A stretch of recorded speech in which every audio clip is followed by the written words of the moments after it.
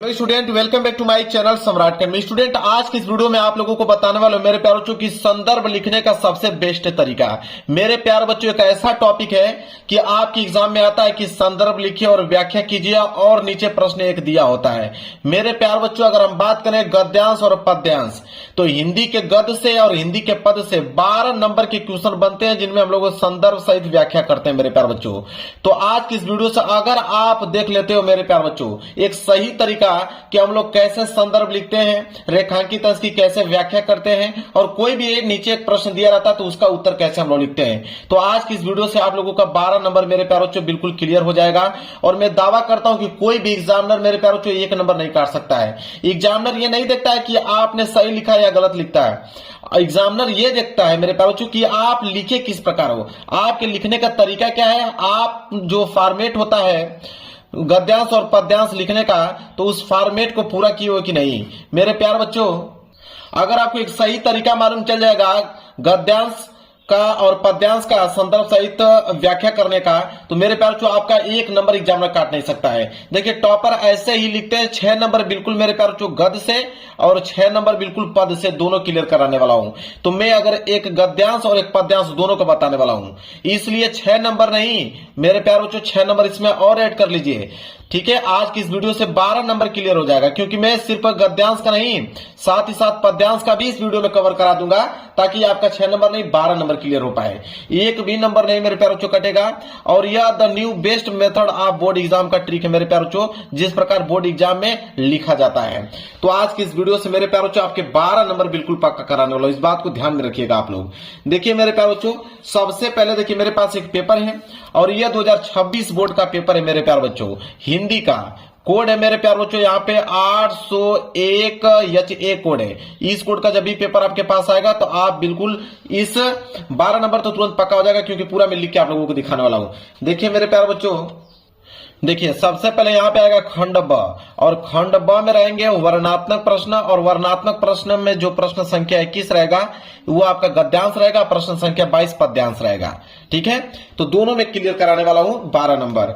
बोला है 21वां प्रश्न कि निम्नलिखित में से किसी एक गद्यांश पर आधारित सभी प्रश्न के उत्तर दीजिए। कह रहा है कि 2 गद्यांश दिया हुआ है। ठीक है, एक आपका क वाला दिया गया है, कह रहा है कि क वाला नहीं कर पाओगे तो अथवा करके मेरे प्यारों जो नीचे ख वाला दिया गया है, दोनों में से कोई एक ही करना है, या तो आप क वाला कीजिए या तो ख वाला कीजिए। ठीक है, और ये कितने नंबर के लिए है? 6 नंबर के लिए, क्योंकि 3 प्रश्न होते हैं। 6 नंबर आपको मिलेंगे गद्यांश से और 6 नंबर मिलेंगे पद्यांश से, इसलिए मैं बोला हूं कि 12 नंबर क्लियर हो जाएगा आप लोगों का। तो देखिए मेरे प्यारे बच्चों, सबसे पहले हम लोग या तो क वाला कीजिए या तो आप ख वाला कीजिए, दोनों में से कोई एक ही करना है। अगर मान लीजिए कि आप क करने वाले हो तो देखिए एग्जाम में कैसे करोगे।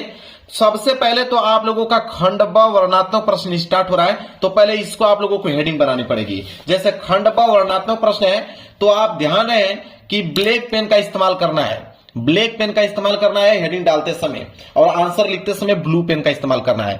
तो देखिए मेरे पास जो खंड ब है तो यहां पे आपकी हेडिंग रहेगी खंड ब, यहां पे हेडिंग डालोगे आप खंड ब, ऐसे आपको पहली हेडिंग डालना है।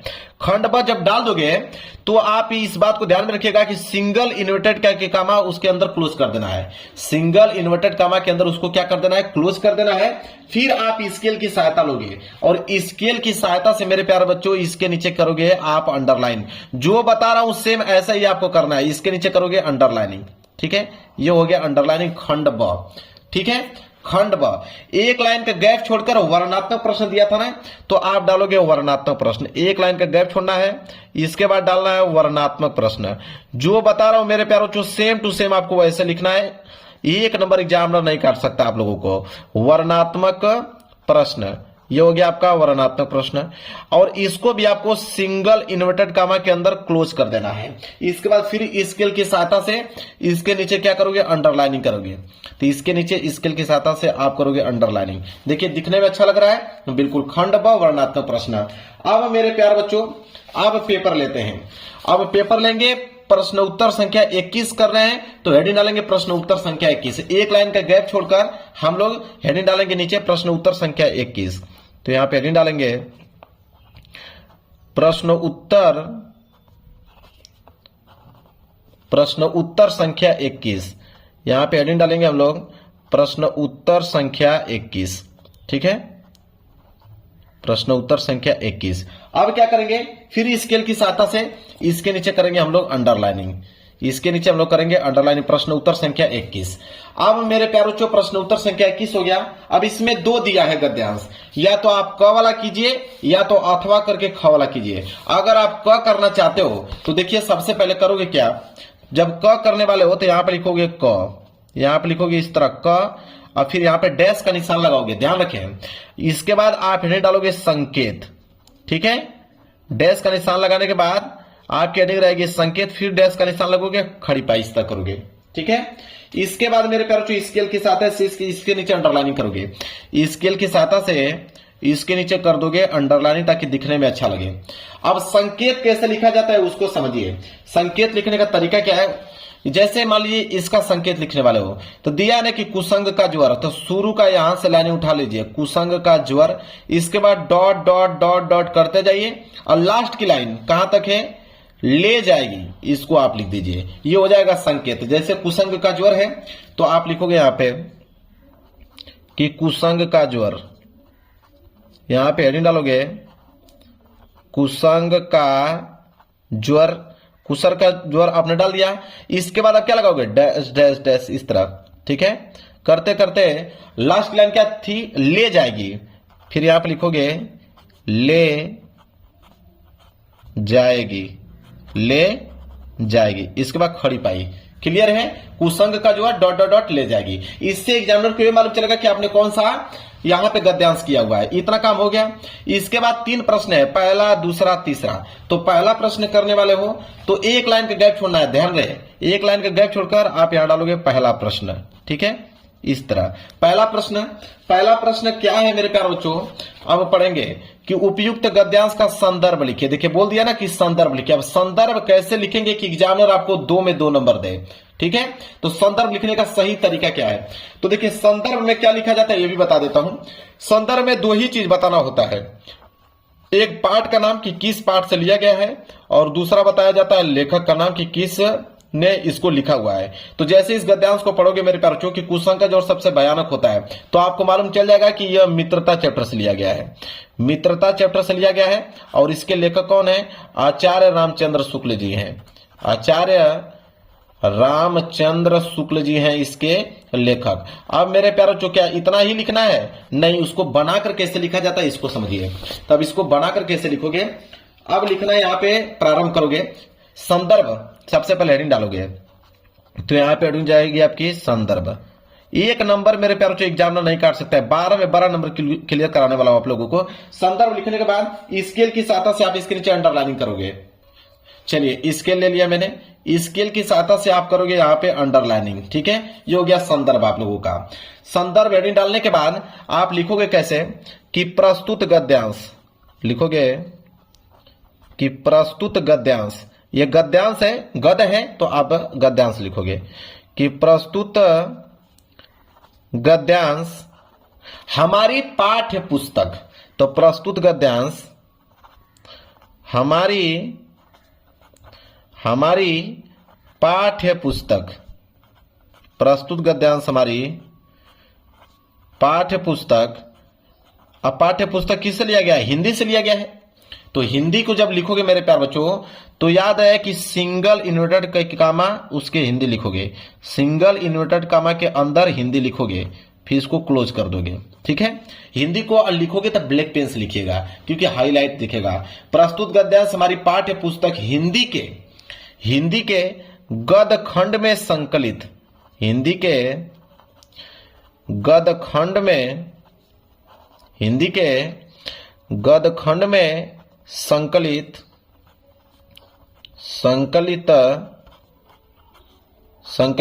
अब किस चैप्टर से लिया गया है, मित्रता चैप्टर से। लिखोगे प्रस्तुत गद्यांश हमारी पाठ्य पुस्तक हिंदी के गदखंड में संकलित मित्रता नामक पाठ से लिया गया है। अब मित्रता को भी सिंगल इन्वर्टेड कामा के अंदर लिखोगे और भी ब्लैक पेन से, मित्रता, फिर यहां पे क्लोज कर दोगे, मित्रता नामक पाठ से लिया गया है, मित्रता नामक पाठ से लिया गया है, पाठ से लिया गया है। इसके बाद यहां पे खड़ी पाई, जिसके लेखक, ठीक है, लिखोगे आगे कि जिसके लेखक अब इसके लेखक का नाम क्या है, इनके लेखक का नाम है आचार्य रामचंद्र शुक्ल जी। तो इनको सिंगल इन्वर्टेड कॉमा अंदर ब्लैक पेन से आचार्य रामचंद्र शुक्ल जी। तो जिनके लेखक अब यहां पे लिखोगे आचार्य रामचंद्र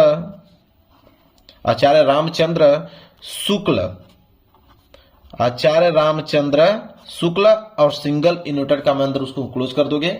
आचार्य रामचंद्र शुक्ल जी, जिसके लेखक आचार्य रामचंद्र शुक्ल जी है।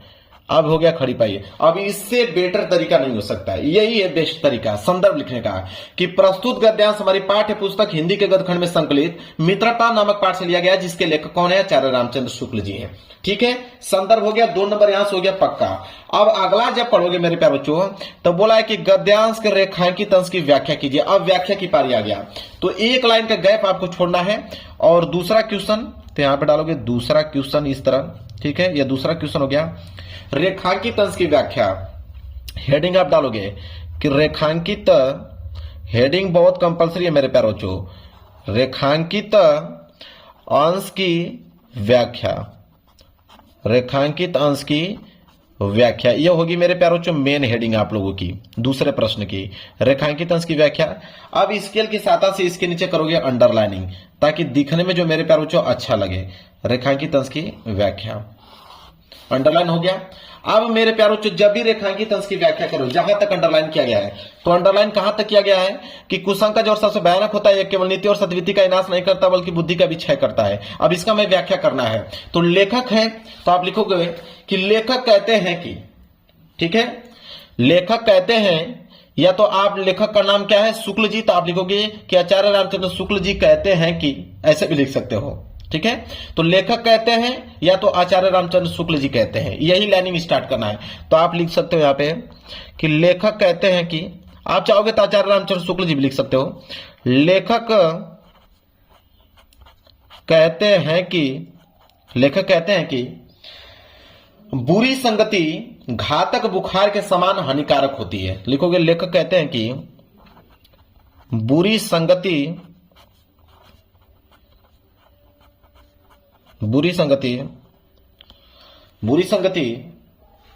घातक बुखार के समान हानिकारक होती है। चलिए मेरे प्यारे बच्चों, देखिए मैंने पूरा का पूरा आंसर यहां पे लिख दिया, व्याख्या इसका, कि लेखक कहते हैं कि बुरी संगति घातक बुखार के समान हानिकारक होती है। जिस तरह कोई व्यक्ति यदि भयानक ज्वर से ग्रसित हो तो वह ज्वर उसके शरीर और स्वास्थ्य को नष्ट कर देता है। अब देखिए मेरे प्यारे बच्चों, अभी कुछ पॉइंट बचा है जो कि मैंने पीछे लिखा हुआ है। तो जब भी आपका पहला पेज भर जाए तो लास्ट की लाइन नहीं लिखा जाता है, इस लास्ट की लाइन को छोड़ दिया जाता है। लास्ट की लाइन आप छोड़ दीजिए, और जब पेज भर जाए तो आप यहां पे लिखिए पीटीओ, पेज टर्नओवर, पीटीओ लिखकर पेज को आप मेरे प्यारों से यहां पे पलट दीजिए। जब पेज को आप पलटेंगे मेरे प्यारों से, तो और कुछ पॉइंट बचा है जो कि इधर में लिखा है कि कर देता है तथा कभी कभी प्राण को भी ले लेता है। उसी प्रकार बुरी संगति हमारी नैतिकता, सदाचार, मन तथा बुद्धि को नष्ट कर देती है। यह हो गया मेरे प्यारों से उस रेखांकित अंश की व्याख्या। इसके बाद मेरे प्यारों से एक प्रश्न और है कि कुसंग की तुलना किससे की गई है। तो एक लाइन का देखिए गैप छोड़ा गया है, तीसरा यहां पे हेडिंग डाला गया है, तीसरा नंबर क्वेश्चन। और कुसंग की तुलना किससे की गई है, तो यहां पे लिखा गया है कि कुसंग की तुलना पैरों में बंधी चक्की से की गई है, जो व्यक्ति को दिन प्रतिदिन अवनति के गड्ढे में गिराती जाती है। अब मेरे प्यारे बच्चों, यह आपका प्रश्न संख्या 21 गद्यांश कंप्लीट हो गया, 6 नंबर आपका पक्का हो गया। अब आएगा प्रश्न संख्या 22। प्रश्न संख्या 22 जो है मेरे प्यारे बच्चों, वह है कि निम्न में से किसी एक पद्यांश पर आधारित सभी प्रश्न को उत्तर दीजिए। देखिए पद्यांश आ गया और पद्यांश भी 6 नंबर। इसमें भी सेम यही होता है कि संदर्भ लिखिए, व्याख्या लिखिए और एक क्वेश्चन और दिया रहता है। तो ये भी 6 नंबर के लिए होता है। इसमें भी 2 ऑप्शन है, एक क वाला है, क वाला नहीं कर पाओगे तो अथवा करके आपको ख वाला दिया गया, दोनों में से कोई एक ही करना है। अब देखिए प्रश्न संख्या 22 है। अब मेरे प्यारे बच्चों ध्यान से आप समझिए। अब ये जो पेज आपका बचा हुआ है मेरे प्यारे बच्चों, अभी पेज आपका बहुत ज्यादा बचा हुआ है। अगर 3-4 लाइन पेज अगर बचा रहता तो हम नए पेज से प्रारंभ कर देते लिखना, लेकिन पेज आपका आधा से भी अधिक बचा हुआ है, तो इसलिए प्रश्न संख्या 22 हम लोग यहीं से करना स्टार्ट करेंगे। एक लाइन का गैप छोड़ देंगे, इसके बाद यहां पर लिखेंगे प्रश्न उत्तर संख्या 22। क्या लिखेंगे कि प्रश्न उत्तर संख्या 22। अगर 2-3 लाइन अगर बचा रहता तो हम नए पेज से लिखना प्रारंभ करते, लेकिन बहुत ज्यादा बचा है, तो प्रश्न उत्तर संख्या यहां पे डालेंगे हम लोग 22। इसके बाद स्केल की सहायता से इसके नीचे कर देंगे अंडरलाइनिंग। देखिए 6 नंबर क्लियर हो गया गद्यांश से, और 6 नंबर यहां से क्लियर हो जाएगा पद्यांश से, 12 नंबर क्लियर हो जाएगा। तो प्रश्न उत्तर संख्या 22। अब मेरे प्यारो बच्चों इसमें भी दिया था कि क वाला करने वाला है कि ख वाला। तो अगर आप क करना चाहते हो तो क करना चाहते हो, या तो अथवा करके ख करना चाहते हो, मैं ख वाला बता देता हूं आपको, अथवा वाला। अगर अथवा करके ख वाला करना चाहते हो तो आप लिखोगे मेरे प्यारो बच्चों कैसे, देखिए आप यहां पे लिखोगे अथवा, क्या लिखोगे, अथवा लिखोगे, फिर यहाँ पे डैश का चिन्ह लगाओगे, और ख करने वाले हो ना तो अथवा का ख करने वाले हम लोग, फिर डैश लगाओगे, फिर लिखोगे संकेत, ठीक है, लिखोगे संकेत, फिर डैश लगाओगे, यहाँ पे इस तरह करोगे। इसके बाद स्केल की सहायता से इसके नीचे आप कर दोगे अंडरलाइनिंग। देखिए एग्जामिनर को एकदम स्पष्ट समझ में आ जाएगा कि आपने अथवा वाला किया है, ख वाला किया है, अथवा का ख, और इसके बाद संकेत। अब संकेत लिख दोगे तो एग्जामिनर को वैसे भी पूरा का पूरा क्लियर हो जाएगा। संकेत लिखने का तरीका मैंने आप लोगों को बताया कि चाह नहीं, इतना शुरू का लाइन लिख दीजिए, डॉट डॉट करते जाइए, पर यहां तक वीर अनेक लास्ट लाइन वाला लिख दीजिए। चाह नहीं तो आप लिखोगे यहां पे कि चाह नहीं, चाह नहीं, फिर डॉट डॉट लगाओगे। इसके बाद लास्ट की लाइन क्या थी, वीर अनेक, तो लिखोगे वीर अनेक, ऐसे।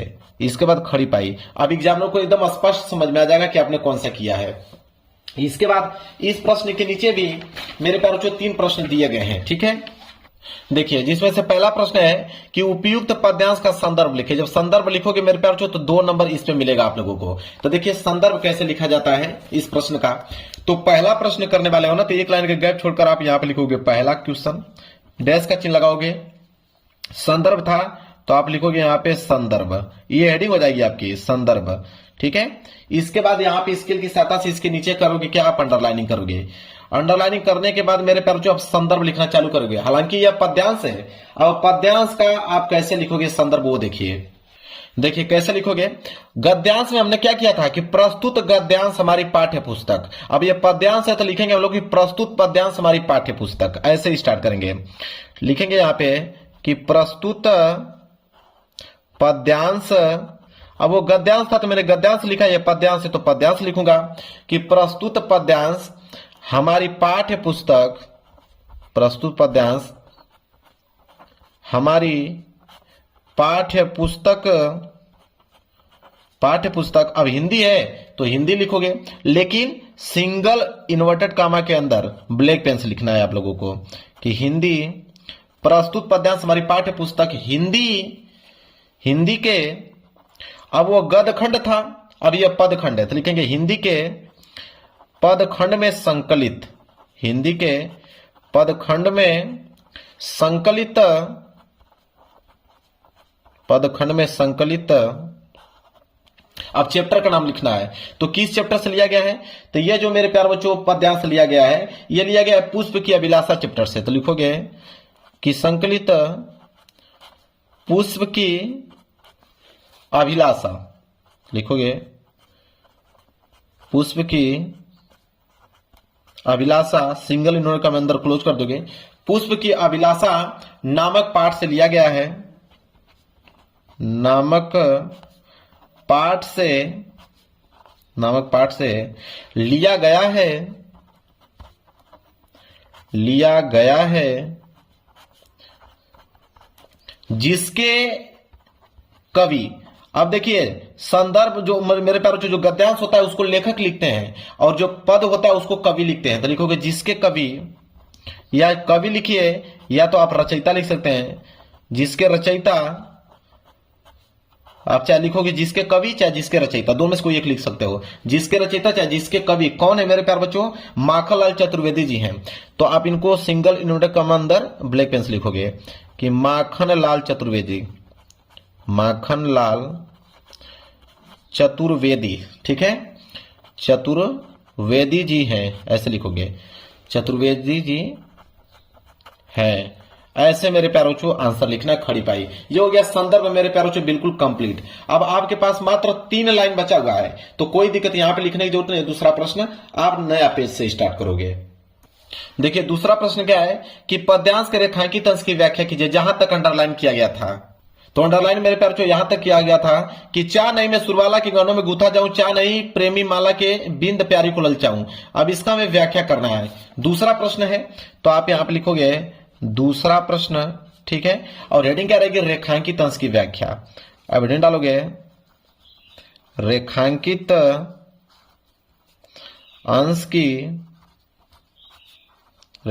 अंश की व्याख्या। ये हो जाएगी आपकी मेरी प्यारे बच्चों दूसरे प्रश्न की हेडिंग, रेखांकित अंश की व्याख्या। अब इसके बाद स्केल की सहायता से इसके नीचे कर दोगे मेरे प्यारे बच्चों आप अंडरलाइनिंग, ताकि दिखने में अच्छा लगे। अब वहां पे क्या था कि लेखक कहते हैं कि, अब यहां पे लिखोगे कि कवि कहते हैं कि, अब यहां पे पहली लाइन क्या रहेगी कि कवि कहते हैं कि, अब कवि क्या कहते हैं, अब उनके बारे में पूरा का पूरा डिटेल आपको लिखना है। ठीक है, क्या था कि चा नहीं मैं सुरबाला के गहनों में गुथा जाऊं, चा नहीं प्रेमी माला में बिंद प्यारी को ललचाऊं। तो आप लिख सकते हो कि कवि कहते हैं कि अपनी देश प्रेम की भावना को पुष्प की अभिलाषा के रूप में व्यक्त करते हुए कहते हैं कि मेरी इच्छा किसी देववाला के आभूषणों में गुथे जाने की नहीं है। मेरी इच्छा यह भी नहीं है कि मैं प्रेमियों के प्रसन्न करने के लिए प्रेमी द्वारा बनाई गई माला में पिरोया जाऊं और प्रेमिका के मन को आकर्षित करूं। यह उनका क्या है, व्याख्या है। तो जो चीज बोला हूं मेरे प्यारों को आप अच्छे तरीके से इस तरह लिखते जाओगे। मान लो कि यहां पे जाके आंसर आप लोगों का कंप्लीट होता जाए, यहां पे आंसर आप लोगों का कंप्लीट हो जाएगा। तो आप क्या करोगे, एक लाइन का गैप छोड़ोगे, फिर आप डालोगे तीसरा प्रश्न, और जो भी तीसरा प्रश्न रहेगा उस तीसरे प्रश्न का उत्तर आप यहां से लिखना क्या करोगे मेरे प्यारों को, प्रारंभ करोगे अच्छी हैंड राइटिंग में मेरे प्यारों। यहां पे आंसर आप लोगों का कंप्लीट हो जाएगा।